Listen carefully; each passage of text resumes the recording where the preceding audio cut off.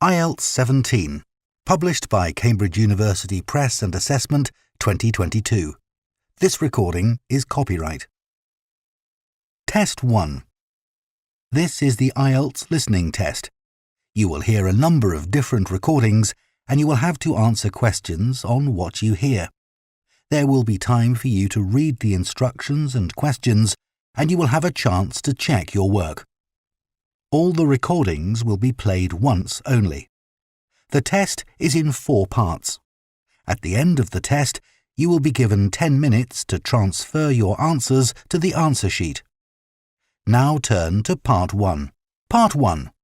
You will hear a woman called Jan phoning a man about their local conservation group.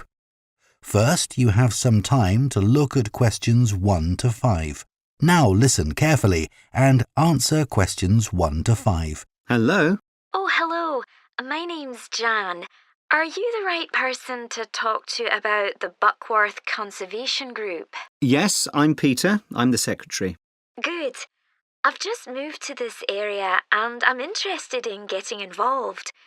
I was in a similar group where I used to live. Could you tell me something about your activities, please? Of course. Well, we have a mixture of regular activities and special events. One of the regular ones is trying to keep the beach free of litter. A few of us spend a couple of hours a month on it, and it's awful how much there is to clear. I wish people would be more responsible and take it home with them. I totally agree. I'd be happy to help with that. Is it okay to take dogs? I'm afraid not, as they're banned from the beach itself. You can take them along the cliffs, though, and children are welcome. Right. We also manage a nature reserve, and there's a lot to do there all year round. For example, because it's a popular place to visit, we spend a lot of time looking after the paths and making sure they're in good condition for walking. I could certainly help with that. Good. And we have a programme of creating new habitats there.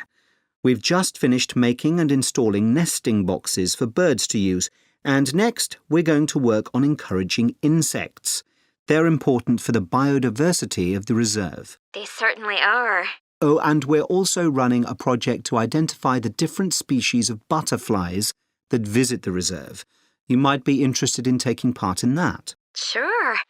I was involved in something similar where I used to live, counting all the species of moths. I'd enjoy that.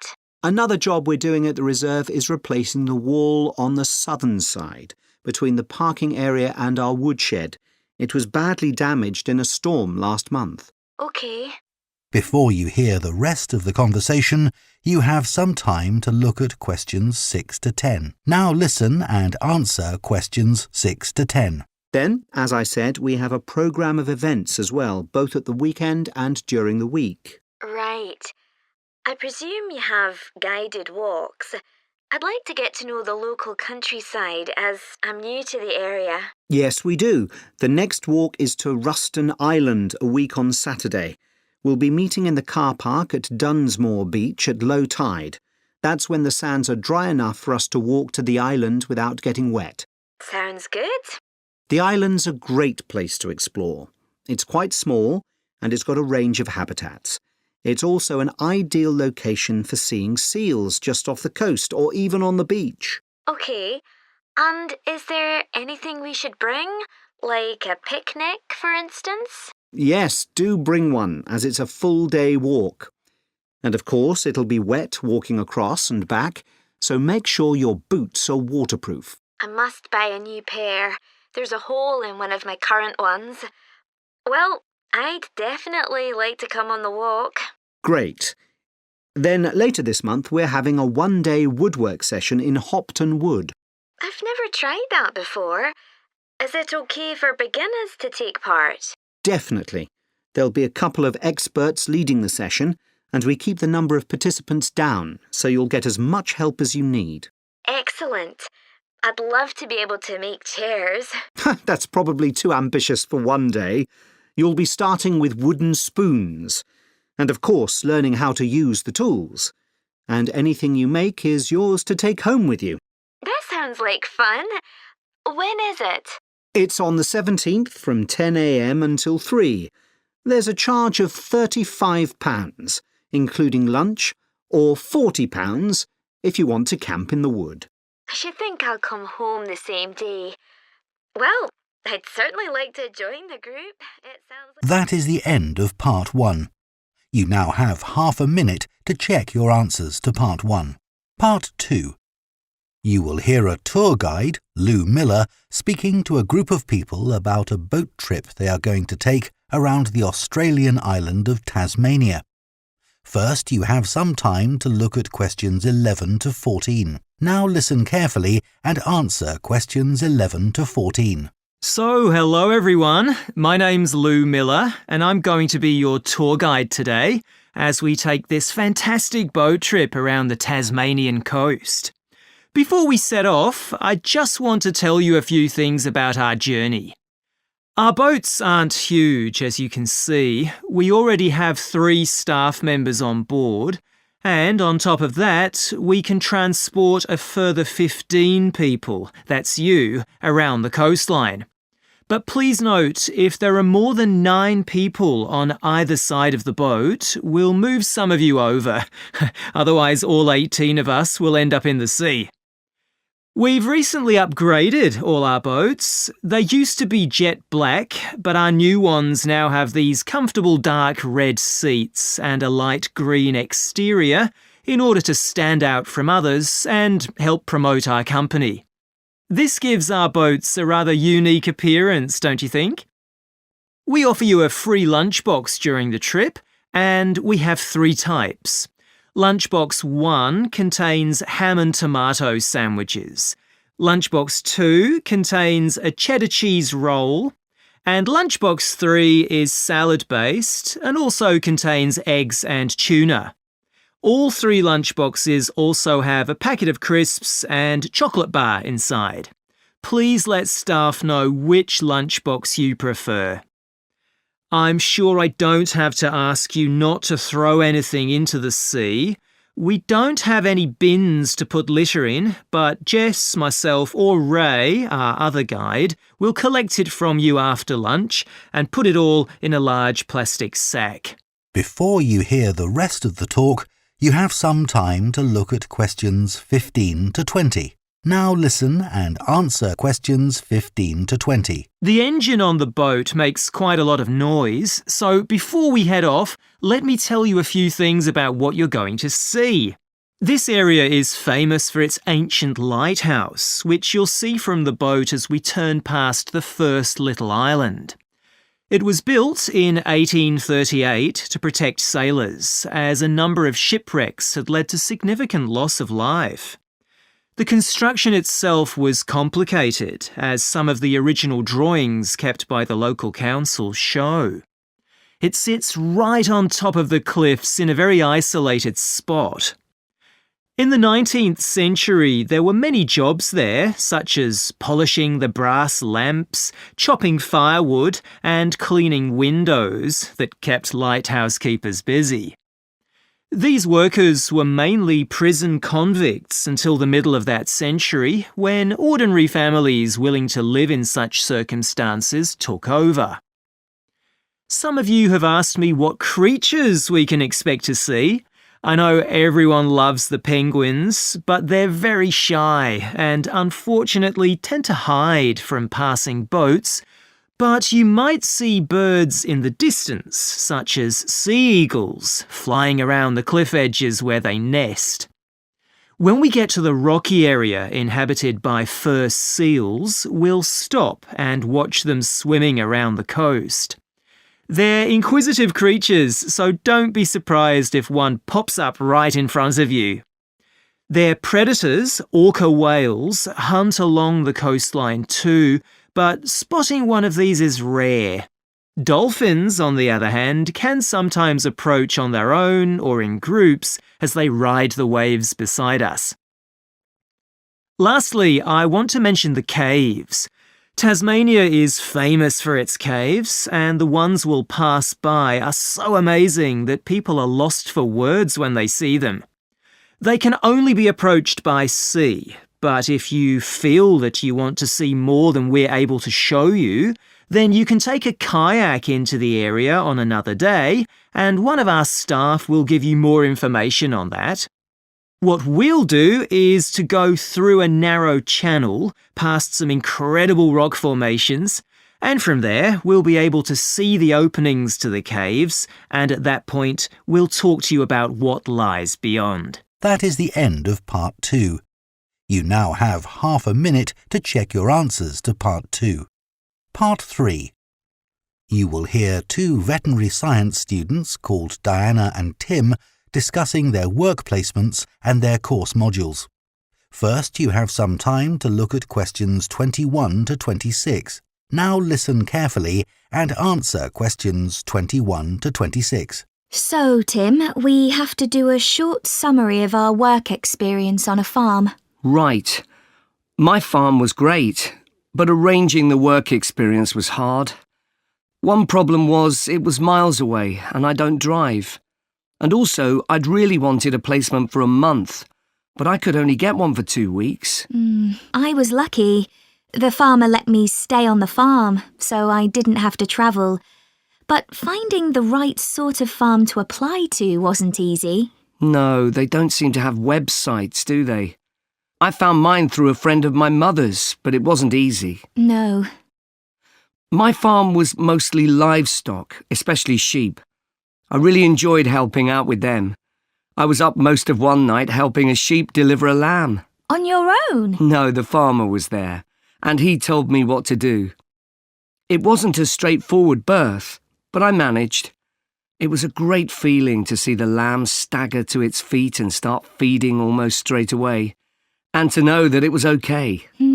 Then another time, a lamb had broken its leg, and they got the vet in to set it, and he talked me through what he was doing. That was really useful. Yes, my farm had sheep too. The farm was in a valley and they had a lowland breed called Suffolks, although the farmer said they'd had other breeds in the past. So were they bred for their meat? Mostly, yes. They're quite big and solid.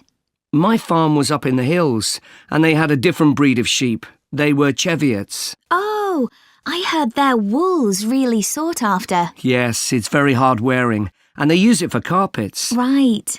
I was interested in the amount of supplements they add to animals' feed nowadays. Like, even the chickens got extra vitamins and electrolytes in their feed. Yes, I found that too. And they're not cheap. But my farmer said some are overpriced for what they are, and he didn't give them as a matter of routine, just at times when the chickens seemed to particularly require them. Yes, mine said the same. He said certain breeds of chickens might need more supplements than the others, but the cheap and expensive ones are all basically the same. So, did your farm have any other livestock, Diana? Yes, dairy cows. I made a really embarrassing mistake when I was working in the milk shed. Some cows had been treated with antibiotics, so their milk wasn't suitable for human consumption, and it had to be put in a separate container. But I got mixed up, and I poured some milk from the wrong cow in with the milk for humans, so the whole lot had to be thrown away. The farmer wasn't too happy with me. I asked my farmer how much he depended on the vet to deal with health problems. I'd read reports that the livestock's health is being affected as farmers are under pressure to increase production. Well, he didn't agree with that, but he said that actually some of the stuff the vets do, like minor operations, he'd be quite capable of doing himself. Yeah, my farmer said the same, but he reckons vet skills are still needed. Before you hear the rest of the conversation, you have some time to look at questions 27 to 30. Now listen and answer questions 27 to 30. Now we've got to give a bit of feedback about last term's modules. Just short comments, apparently. Shall we do that now? OK, so medical terminology. Well, my heart sank when I saw that, especially right at the beginning of the course, and I did struggle with it. I thought it'd be hard, but actually I found it all quite straightforward. What did you think about diet and nutrition? OK, I suppose. Do you remember what they told us about pet food and the fact that there's such limited checking into whether or not it's contaminated? I mean, in comparison with the checks on food for humans, I thought that was terrible. I think the module that really impressed me was the animal disease one, when we looked at domesticated animals in different parts of the world, like camels and water buffalo and alpaca. The economies of so many countries depend on these, but scientists don't know much about the diseases that affect them. Yes. I thought they'd know a lot about ways of controlling and eradicating those diseases, but that's not the case at all. I loved the wildlife medication unit. Things like helping birds that have been caught in oil spills. That's something I hadn't thought about before. Yeah, I thought I might write my dissertation on something connected with that. Right. So, actually, I was thinking something along the same... That is the end of Part 3. You now have half a minute to check your answers to Part 3. Part 4.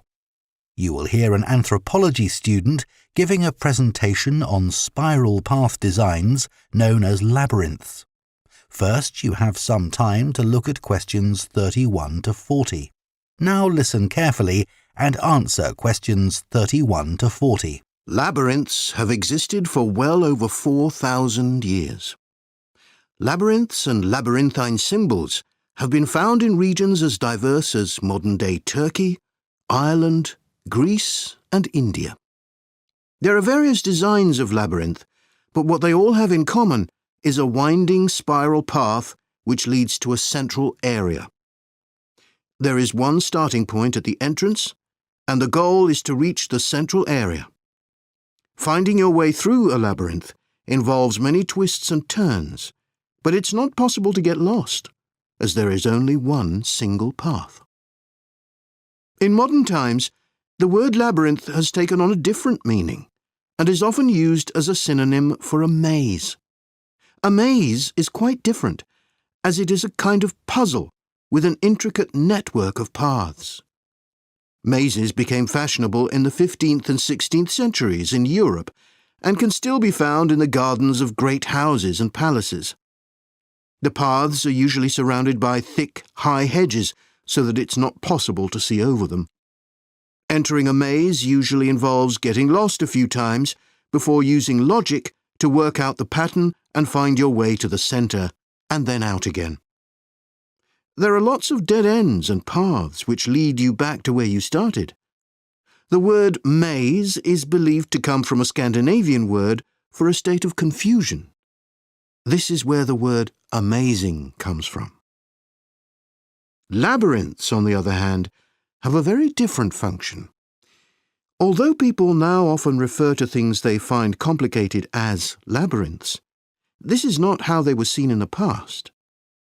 The winding spiral of the labyrinth has been used for centuries as a metaphor for life's journey. It served as a spiritual reminder that there is purpose and meaning to our lives, and helped to give people a sense of direction.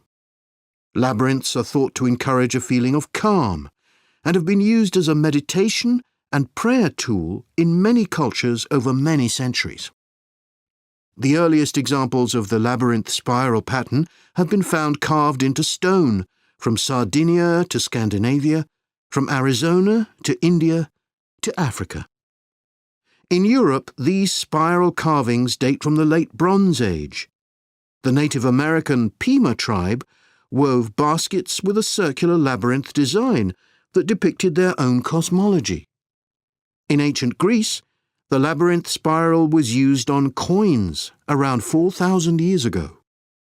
Labyrinths made of mosaics were commonly found in bathhouses, villas, and tombs throughout the Roman Empire. In Northern Europe, there were actual physical labyrinths designed for walking on. These were cut into the turf or grass, usually in a circular pattern. The origin of these walking labyrinths remains unclear, but they were probably used for fertility rites, which may date back thousands of years. 11 examples of turf labyrinths survive today, including the largest one at Saffron Walden, England, which used to have a large tree in the middle of it. More recently, labyrinths have experienced something of a revival. Some believe that walking a labyrinth promotes healing and mindfulness, and there are those who believe in its emotional and physical benefits, which include slower breathing and a restored sense of balance and perspective. This idea has become so popular that labyrinths have been laid into the floors of spas, wellness centres, and even prisons in recent years. A pamphlet at Colorado Children's Hospital informs patients that walking a labyrinth can often calm people in the midst of a crisis. And apparently, it's not only patients who benefit. Many visitors find walking a labyrinth less stressful than sitting in a corridor or waiting room. Some doctors even walk the labyrinth during their breaks. In some hospitals, patients who can't walk can have a paper finger labyrinth brought to their bed. The science behind the theory is a little sketchy, but there are dozens of small-scale studies which support claims about the benefits of labyrinths. For example, one study found that walking a labyrinth provided short-term calming, relaxation and relief from anxiety for Alzheimer's patients. So what is it about labyrinths that makes their appeal so universal? That is the end of Part 4. You now have 1 minute to check your answers to Part 4. That is the end of the listening test. In the IELTS test, you would now have 10 minutes to transfer your answers to the answer sheet. Part 4. You will hear a lecturer on a languages course talking about the impact of digital technology on Icelandic, the native language of Iceland. First, you have some time to look at questions 31 to 40. Now listen carefully and answer questions 31 to 40. Right, everyone, let's make a start. Over the past few sessions, we've been considering the reasons why some world languages are in decline. And today I'm going to introduce another factor that affects languages and the speakers of those languages, and that's technology, and in particular, digital technology. In order to illustrate its effect, I'm going to focus on the Icelandic language, which is spoken by around 321,000 people, most of whom live in Iceland, an island in the North Atlantic Ocean. The problem for this language is not the number of speakers, even though this number is small, nor is it about losing words to other languages, such as English. In fact, the vocabulary of Icelandic is continually increasing, because when speakers need a new word for something, they tend to create one, rather than borrowing from another language. All this makes Icelandic quite a special language. It's changed very little in the past millennium, yet it can handle 21st century concepts related to the use of computers and digital technology. Take, for example, the word for web browser. This is vafri in Icelandic, which comes from the verb to wander. I can't think of a more appropriate term because that's exactly what you do mentally when you browse the internet. Then there's an Icelandic word for podcast, which is too hard to pronounce, and so on. Icelandic, then, is alive and growing, and it's a big but, young Icelanders spend a great deal of time in the digital world, and this world is predominantly English. Think about smartphones. They didn't even exist until comparatively recently, but today young people use them all the time to read books, watch TV or films, play games, listen to music and so on. Obviously, this is a good thing in many respects because it promotes their bilingual skills. But the extent of the influence of English in the virtual world is staggering, and it's all happening really fast. For their parents and grandparents, the change is less concerning because they already have their native speaker skills in Icelandic. But for young speakers, well, the outcome is a little troubling. For example, teachers have found that playground conversations in Icelandic secondary schools can be conducted entirely in English, while teachers of much younger children have reported situations where their classes find it easier to say what is in a picture using English rather than Icelandic. The very real and worrying consequence of all this is that the young generation in Iceland is at risk of losing its mother tongue. Of course, this is happening to other European languages too.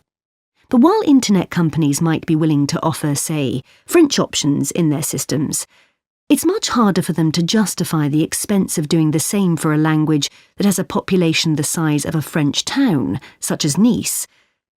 The other drawback of Icelandic is the grammar, which is significantly more complex than in most languages. At the moment, the tech giants are simply not interested in tackling this. So, what is the Icelandic government doing about this? Well, large sums of money are being allocated to a language technology fund that it is hoped will lead to the development of Icelandic-sourced apps and other social media and digital systems. But clearly this is going to be an uphill struggle. On the positive side, they know that Icelandic is still the official language of education and government. It has survived for well over 1,000 years, and the experts predict that its future in this nation-state is sound and will continue to be so. However, there's no doubt that it's becoming an inevitable second choice in young people's lives. This raises important questions. When you consider how much of the past is tied up in a language, will young Icelanders lose their sense of their own identity? Another issue that concerns the government of Iceland is this. If children are learning 2 languages through different routes, neither of which they are fully fluent in, will they be able to express themselves properly? That is the end of Part 4. You now have 1 minute to check your answers to Part 4. That is the end of the listening test. In the IELTS test, you would now have 10 minutes to transfer your answers to the answer sheet. Part 3. You will hear 2 theatre studies students discussing stage and screen performances of Shakespeare's play Romeo and Juliet. First, you have some time to look at questions 21 and 22. Now listen carefully and answer questions 21 and 22. Did you make notes while you were watching the performances of Romeo and Juliet, Gemma? Yes, I did. I found it quite hard, though. I kept getting too involved in the play. Me too. I ended up not taking notes. I wrote down my impressions when I got home. Do you mind if I check a few things with you, in case I've missed anything? And I've also got some questions about our assignment. No, it's good to talk things through. I may have missed things too. OK, great. So, first of all, I'm not sure how much information we should include in our reviews. Right. Well, I don't think we need to describe what happens, especially as Romeo and Juliet is one of Shakespeare's most well-known plays. Yeah, everyone knows the story. In an essay, we'd focus on the poetry and Shakespeare's use of imagery, etc. But that isn't really relevant in a review. We're supposed to focus on how effective this particular production is. We should say what made it a success or a failure.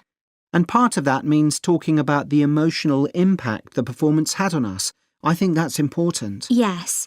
And we should definitely mention how well the director handled important bits of the play, like when Romeo climbs onto Juliet's balcony. And the fight between Mercutio and Tybalt. Yes.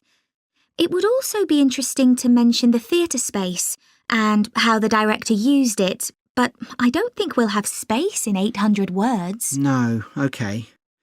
That all sounds quite straightforward. Before you hear the rest of the discussion, you have some time to look at questions 23 to 30. Now listen and answer questions 23 to 30. So, what about the Emporium Theatre's production of the play? I thought some things worked really well, but there were some problems too. Yeah. What about the set, for example? I think it was visually really stunning. I'd say that was probably the most memorable thing about this production. You're right. The set design was really amazing. But actually, I have seen similar ideas used in other productions. What about the lighting? Some of the scenes were so dimly lit, it was quite hard to see. I didn't dislike it. It helped to change the mood of the quieter scenes. That's a good point. What did you think of the costumes? I was a bit surprised by the contemporary dress, I must say. Yeah, I think it worked well, but I'd assumed it would be more conventional. Me too. I liked the music at the beginning, and I thought the musicians were brilliant. But I thought they were wasted because the music didn't have much impact in Acts 2 and 3. Yes, that was a shame. One problem with this production was that the actors didn't deliver the lines that well. They were speaking too fast. It was a problem, I agree. But I thought it was because they weren't speaking loudly enough, especially at key points in the play. I actually didn't have a problem with that. It's been an interesting experience watching different versions of Romeo and Juliet, hasn't it? Definitely. It's made me realise how relevant the play still is. Right. I mean, a lot's changed since Shakespeare's time, but in many ways nothing's changed. There are always disagreements and tension between teenagers and their parents. Yes, that's something all young people can relate to, more than the violence and the extreme emotions in the play. How did you find watching it in translation? Really interesting. I expected to find it more challenging, but I could follow the story pretty well. I stopped worrying about not being able to understand all the words and focused on the actors' expressions. The ending's pretty powerful. Yes, that somehow intensified the emotion for me. Did you know Shakespeare's been translated into more languages than any other writer? What's the reason for his international appeal, do you think? I was reading that it's because his plays are about basic themes that people everywhere are familiar with. Yeah, and they can also be understood on different levels. The characters have such depth. Right, which allows directors to experiment and find new angles. That's really important. That is the end of Part 3. You now have half a minute to check your answers to Part 3. Part 2. You will hear a guide at a tourist attraction called Oniton Hall talking to a group of visitors. First, you have some time to look at questions 11 to 14. Now listen carefully and answer questions 11 to 14. Good morning, and welcome to Oniton Hall, one of the largest estates in the area. My name's Nick, and I'm one of the guides. I'll give you a brief introduction to the estate while you're sitting down, and then we'll walk round. The estate consists of the house, gardens, parkland and farm, and it dates back to the 14th century. The original house was replaced in the late 17th century, and of course it has had a large number of owners.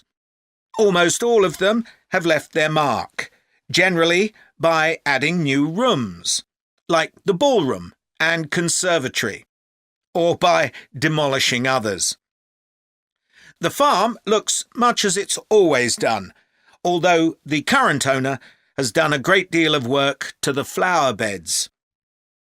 In the 17th century, the estate was owned by a very wealthy man called Sir Edward Downes. His intention was to escape from the world of politics after years as an active politician, and to build a new house worthy of his big collection of books, paintings and sculptures.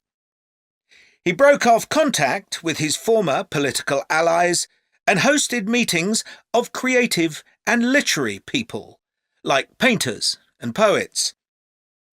Unusually for his time, he didn't care whether his guests were rich or poor, as long as they had talent. Big houses like Oniton had dozens of servants until the 1920s or 30s, and we've tried to show what their working lives were like. Photographs, of course, don't give much of an idea, so instead, as you go round the house, you'll see volunteers dressed up as 19th century servants going about their work. They'll explain what they're doing and tell you their recipes or what tools they're using. We've just introduced this feature to replace the audio guide we used to have available. I see there are a number of children here with you today. Well, we have several activities specially for children, like dressing up in the sorts of clothes that children wore in the past. And as it's a fine day, some of you will probably want to play in the adventure playground. Our latest addition is child-sized tractors that you can drive around the grounds. Before you hear the rest of the talk, you have some time to look at questions 15 to 20. Now listen and answer questions 15 to 20. We'll also be going into the farm that's part of the estate, where there's plenty to do. Most of the buildings date from the 18th century, so you can really step back into an agricultural past. Until recently, the dairy was where milk from the cows was turned into cheese. It's now the place to go for lunch, or afternoon tea, or just a cup of coffee and a slice of homemade cake. The big stone building that dominates the farm is the large barn, and in here is our collection of agricultural tools. These were used in the past to plough the earth, sow seeds, make gates, and much more. There's a small barn, also made of stone, where you can groom the donkeys and horses to keep their coats clean. They really seem to enjoy having it done, and children love grooming them. The horses no longer live in the stables, which instead is the place to go to buy gifts, books, our own jams and pickles, and clothes and blankets made of wool from our sheep. Outside the shed, which is the only brick building, you can climb into a horse-drawn carriage for a lovely relaxing tour of the park and farm. The carriages are well over 100 years old. And finally, the parkland, which was laid out in the 18th century with a lake and trees that are now well established. You'll see types of cattle and sheep that are hardly ever found on farms these days. We're helping to preserve them, to stop their numbers falling further.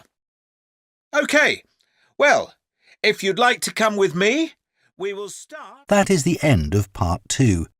You now have half a minute to check your answers to Part 2. Test 2. This is the IELTS listening test. You will hear a number of different recordings and you will have to answer questions on what you hear.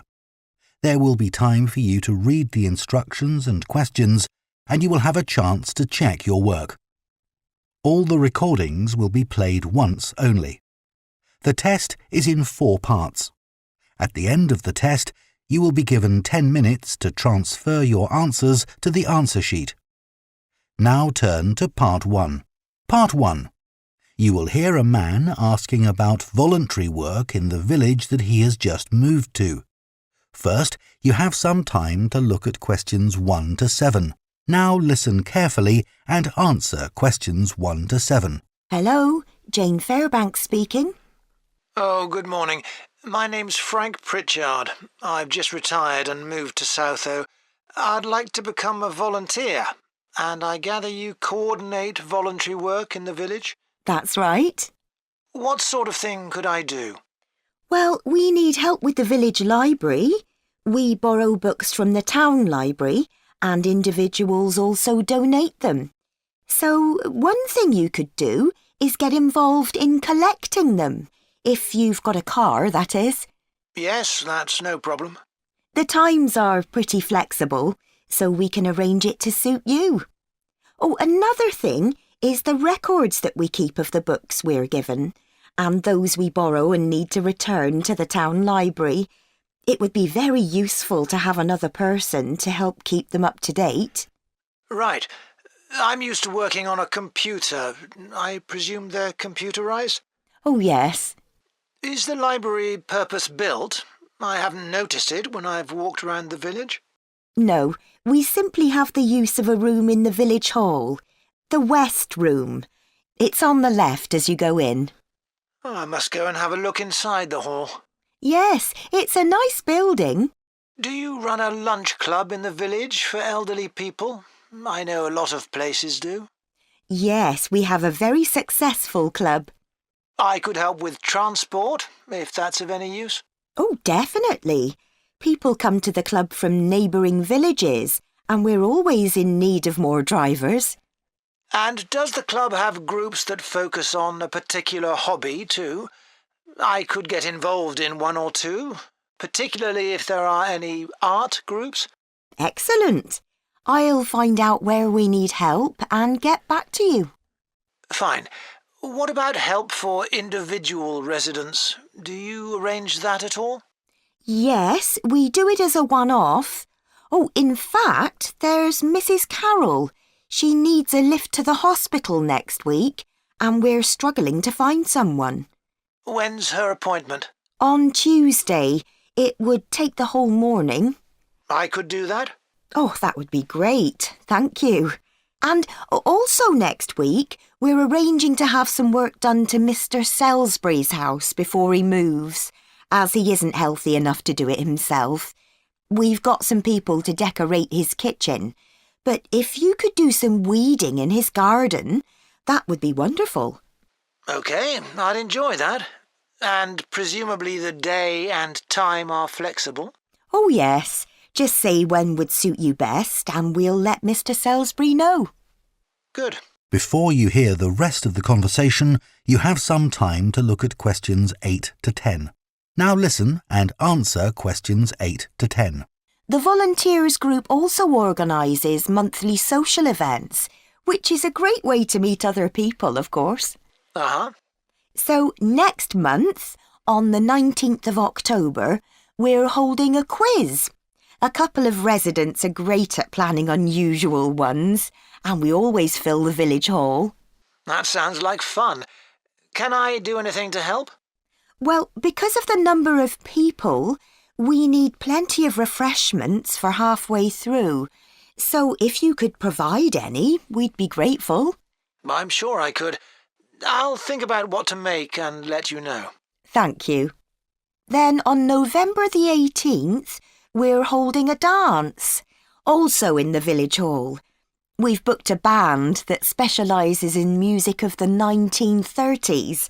They've been before, and we've had a lot of requests to bring them back. I'm not really a dancer, but I'd like to do something to help.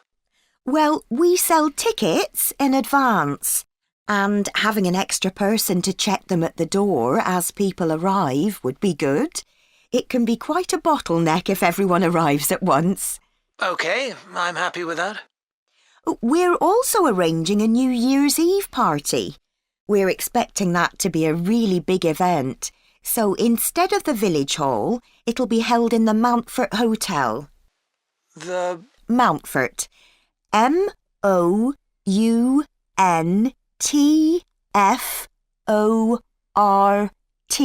Hotel.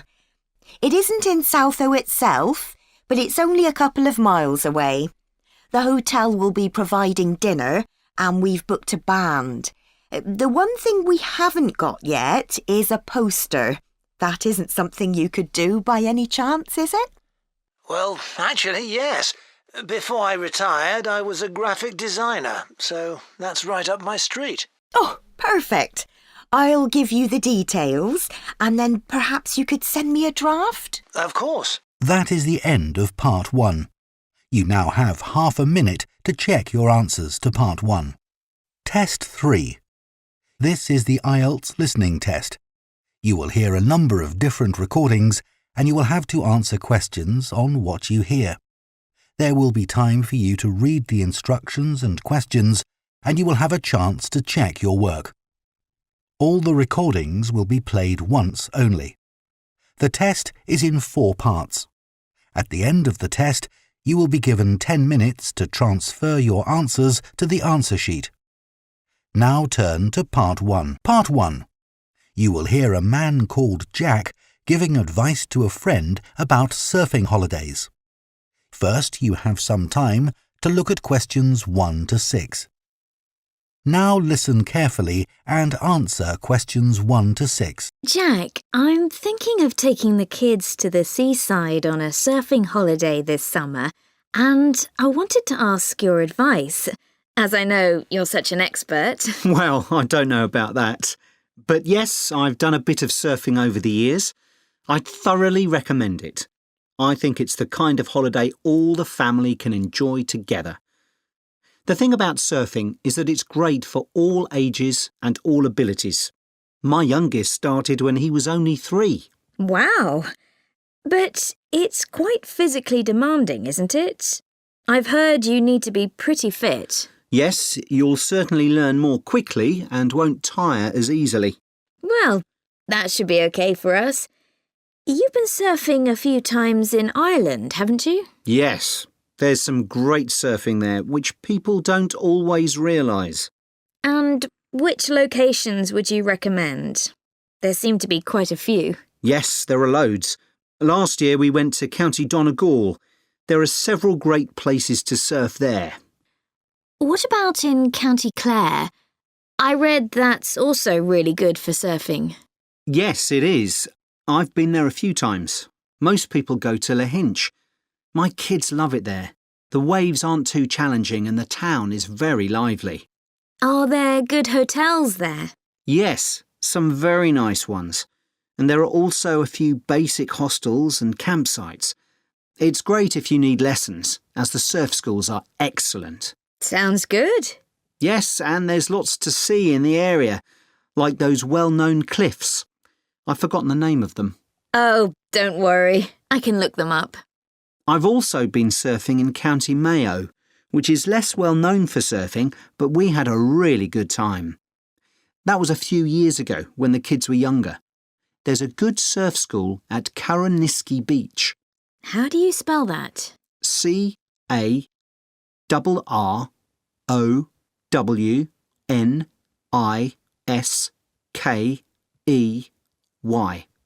OK. I put the kids into the surf camp they run during the summer for 10 to 16-year-olds. Oh, right. How long was that for? 3 hours every day for a week. It was perfect. They were so tired out after that. I can imagine. One thing we did while the kids were surfing was to rent some kayaks to have a look around the bay, which is nearby. It's really beautiful. Oh, I'd love to do that. Before you hear the rest of the conversation, you have some time to look at questions 7 to 10. Now listen and answer questions 7 to 10. Now, the only time I went to Ireland, it rained practically every day. Yes, that can be a problem. But you can surf in the rain, you know. It doesn't have the same appeal somehow. Well, the weather's been fine the last couple of years when I've been there. But actually, it tends to rain more in August than in the spring or autumn. September's my favourite month because the water is warmer then. The only problem is that the kids are back to school then. I know. But one good thing about Irish summers is that it doesn't get too hot. The average temperature is about 19 degrees, and it usually doesn't go above 25 degrees. That sounds all right. Now, what about costs? Surfing is a pretty cheap holiday, really. The only cost is the hire of equipment. You can expect to pay a daily rate of about €30 for the hire of a wetsuit and board. But you can save about €40 if you hire by the week. That's not too bad. No. It's important to make sure you get good quality wetsuits. You'll all get too cold if you don't. And make sure you also get boots. They keep your feet warm, and it's easier to surf with them on too. OK, well, thanks very much. That is the end of part 1. You now have half a minute to check your answers to part 1. Part 2. You will hear the manager of a childcare service at a primary school talking to parents at an open day about the school's childcare service offered before and after school. First, you have some time to look at questions 11 to 15. Now listen carefully and answer questions 11 to 15. Good afternoon. My name's Mrs. Carter, and I run the before and after school extended hours childcare service. I hope you've had a chance to have a good look around the school and talk to staff and pupils. I know that many of you are interested in using our childcare service when your child joins the school, and perhaps you already know something about it. But for those that don't, I'll go through the main details now. We offer childcare for children from the ages of 4 to 11 both before and after school. I know that many parents who work find this service invaluable. You can leave your child with us, safe in the knowledge that they will be extremely well cared for. We are insured to provide care for up to 70 children, although we rarely have this many attending at any one session. I think we generally expect around 50 to 60 children for the afternoon sessions, and about half that number for the breakfast sessions. Although we currently do have 70 children registered with us, not all of these attend every day. It's 10 years since we began offering an extended hours service, and we've come a long way during that time. When we first opened, we only had about 20 children attending regularly. We try to keep our costs as low as we can, and we think we provide very good value for money. For the afternoon sessions, which run from 3:30 until 6 p.m, it's £7.20. But if you prefer, you can pay for 1 hour only, which costs £3.50, or 2 hours, which costs £5.70. The cost of the childcare includes food and snacks. They'll be given breakfast in the morning and in the afternoon, a healthy snack as soon as they finish school. At 5 p.m, children are given something more substantial, such as pasta or a casserole. Please inform us of any allergies that your child might have, and we'll make sure they're offered a suitable alternative. As you may know, the childcare service runs through the school holidays from 8 a.m. to 6 p.m. We offer a really varied and exciting programme to keep the children entertained. We don't want them to feel as if they are still at school. It will also feel different because they'll get the chance to make new friends with children from other schools. Spaces are available for them because a lot of our term time children don't always attend during the holiday. In the past, parents have asked if children over the age of 11 are allowed to come with their younger brothers and sisters, but I'm afraid we're unable to do this because of the type of insurance we have. Before you hear the rest of the talk, you have some time to look at questions 16 to 20. Now listen and answer questions 16 to 20. So now let me tell you about some of the activities that your child can do during the after-school sessions. As well as being able to use the playground equipment, computers, and the library, there is usually at least one special activity that children can do each day. For example, Spanish. We have a specialist teacher coming in every Thursday to give a basic introduction to the language through games and songs. She does 2 sessions, one for the over 8s and one for the younger children. This is the only activity which we have to make an extra charge for, but it's well worth it. Once a week, the children have the opportunity to do some music. We're very lucky that one of our staff is a member of a folk band. On Mondays, she teaches singing and percussion to groups of children. We do rely on parental support for this, so if any of you sing or play an instrument and would be prepared to help out at these sessions, we'd be delighted. Painting continues to be one of the most popular activities. To begin with, we weren't keen on offering this because of the extra mess involved, but children kept asking if they could do some art, and so we finally gave in. Art is great for helping the children to relax after working hard at school all day. Yoga is something that we've been meaning to introduce for some time, but haven't been able to find anyone available to teach it. Until now, that is. So we'll see how this goes. Hopefully, children will benefit in all sorts of ways from this. Cooking is another popular activity. They make a different sort of cake or pizza or bread each week. Although the younger children love doing it, we found that the mess was just too much. So we've decided to restrict this to the over 8s, as they are better able to clean up after themselves. That is the end of part 2. You now have half a minute to check your answers to part 2. Part 3.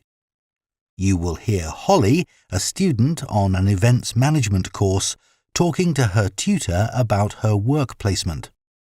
First, you have some time to look at questions 21 to 24. Now listen carefully and answer questions 21 to 24. Hello, Dr. Green. I'm here to talk to you about my work placement. Oh, yes, it's Holly, isn't it? Yes. So, which work placement have you chosen? I decided to go for the Orion Stadium placement. The event I'll be managing is one where I'm helping to set up a sports competition for primary school children. Yep, that's always a popular placement, even though it can be tougher than you think, working with children. I know, but it's the fresh air that attracts me. Organising something indoors doesn't have the same appeal, even though it might be fun. OK, so obviously safety is going to be one of your key concerns for this event? Yes, I've already thought about that. I'll need to make sure none of the equipment's damaged. Ah, well, you'll be working with schools, so the equipment will be their responsibility. However, the grounds and what goes on there will be yours. Oh, I see. That'll include keeping everyone within the boundary once they're in their kit and on the field? Exactly. You'll need to inspect areas like changing rooms as well, for anything someone can trip over, but your main priority will be not to lose anyone. Right. I'll need staff to help with that. And don't forget about the spectators. I was thinking that many of them will be parents who could help run the event. I wouldn't rely on that. They'll be more interested in filming their children than volunteering. I'll need to make sure they don't interfere with events doing that. And that's not always easy, especially when a proud parent's trying to get a snap of their child and you want them to move elsewhere. OK. What about the scheduling? With sporting events, there are all sorts of things that can alter the timetable, like rain, for instance, though so far we've always been lucky with that. Yeah, and I was thinking about what to do if someone got hurt as well. I know that last year that caused a terrible delay. You have to be prepared for such things. Oh, what if a match ends in a draw? Do you let the teams keep going until someone wins? That'll be up to you. And again, you need to plan for it. Right. Before you hear the rest of the discussion, you have some time to look at questions 25 to 30. Now listen and answer questions 25 to 30. Now, the aim of your work placement is to give you the opportunity to develop the skills that an events manager needs. So let's talk about those a bit. Well, I think my communication skills are pretty good. I can talk on the phone to people and book venues and that kind of thing. Good. Just remember, it isn't only about what you say. If you meet someone face-to-face and want to persuade them to be a sponsor, for example... Oh, I'll dress up for that, sure. Good. Let's go on to think about your organisational skills. You're working in a very people-based industry, and that means things won't always go to plan. I guess it's being prepared to make changes that matters. That's right. You may have to make an on-the-spot change to a timetable because of a problem you hadn't anticipated. Just do it, OK. How's your time management these days? I'm working on it. I'm certainly better when I have a deadline, which is why this work suits me. Yes, but it's how you respond as that deadline approaches. I know I've got to look calm, even if I'm in a panic. Just think to yourself, no one must know I'm under pressure. Yeah, even though I'm multitasking like crazy. Another skill that events managers need is creativity. Often your client has what we call the big picture idea, but it's up to the events manager to think of all the fine points that go to making it work. Right. So I need to listen carefully to that idea and then fill in all the gaps. That's right. And you'll have a team working under you, so another key skill is leadership. Your team may have lots of ideas too, but you've got to make the ultimate choices. Do we have refreshments inside or out, for example? Isn't it better to be democratic? It's a nice idea, but you have the ultimate responsibility. So believe in what you think best. Be prepared to say, yes, that's a good idea, but it won't work here. I see what you mean. What about the networking side of things? I know it's an area that a lot of students worry about because we don't have much experience to offer others. But even without it, you can still be an interesting person with useful ideas, and the more people you impress, the better. I guess that will help me when I apply for a real job. Exactly. Think ahead, remember what your ambitions are, and keep them in mind. Definitely. That is the end of Part 3. You now have half a minute to check your answers to Part 3. Part 4. You will hear a zoology student giving a presentation on bird migration. First, you have some time to look at questions 31 to 40. Now listen carefully and answer questions 31 to 40. Scientists believe that a majority of the Earth's bird population migrate in some fashion or other. Some travel seasonally for relatively short distances, such as birds that move from their winter habitats in lowlands to mountaintops for the summers. Others, like the Arctic tern, travel more than 25,000 miles seasonally between the northern and southern poles. Bird migration has been studied over many centuries through a variety of observations. But until relatively recently, where birds went to in the winter was considered something of a mystery. The lack of modern science and technology led to many theories that we now recognise as error-filled and even somewhat amusing. Take hibernation theory, for example. 2,000 years ago, it was commonly believed that when birds left an area, they went underwater to hibernate in the seas and oceans. Another theory for the regular appearance and disappearance of birds was that they spent winter hidden in mud till the weather changed and food became abundant again. The theory that some birds hibernate persisted until experiments were done on caged birds in the 1940s, which demonstrated that birds have no hibernation instinct. One of the earliest naturalists and philosophers from ancient Greece was Aristotle, who was the first writer to discuss the disappearance and reappearance of some bird species at certain times of year. He developed the theory of transmutation, the seasonal change of one species into another by observing redstarts and robins. He observed that in the autumn, small birds called redstarts began to lose their feathers, which convinced Aristotle that they changed into robins for the winter and back into redstarts in the summer. These assumptions are understandable, given that this pair of species are similar in shape, but are a classic example of an incorrect interpretation based on correct observations. The most bizarre theory was put forward by an English amateur scientist, Charles Morton, in the 17th century. He wrote a surprisingly well-regarded paper, claiming that birds migrate to the moon and back every year. He came to this conclusion as the only logical explanation for the total disappearance of some species. One of the key moments in the development of migration theory came in 1822, when a white stork was shot in Germany. This particular stork made history because of the long spear in its neck, which, incredibly, had not killed it. Everyone immediately realised this spear was definitely not European.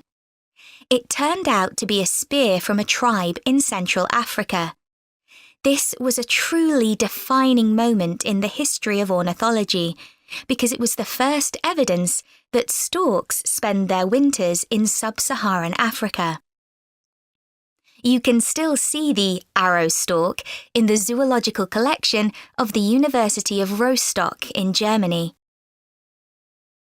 People gradually became aware that European birds moved south in autumn and north in summer, but didn't know much about it until the practice of catching birds and putting rings on their legs became established. Before this, very little information was available about the actual destinations of particular species and how they travelled there. People speculated that larger birds provided a kind of taxi service for smaller birds by carrying them on their backs. This idea came about because it seemed impossible that small birds, weighing only a few grams, could fly over vast oceans. This idea was supported by observations of bird behaviour, such as the harassment of larger birds by smaller birds. The development of bird ringing by a Danish schoolteacher, Hans Christian Cornelius Mortensen, made many discoveries possible. This is still common practice today and relies upon what is known as recovery. This is when ringed birds are found dead in the place they have migrated to and identified. Huge amounts of data were gathered in the early part of the 20th century, and for the first time in history, people understood where birds actually went to in winter. In 1931, an atlas was published showing where the most common species of European birds migrated to. More recent theories about bird migration vary widely. That is the end of Part 4. You now have 1 minute to check your answers to Part 4. That is the end of the listening test. In the IELTS test, you would now have 10 minutes to transfer your answers to the answer sheet.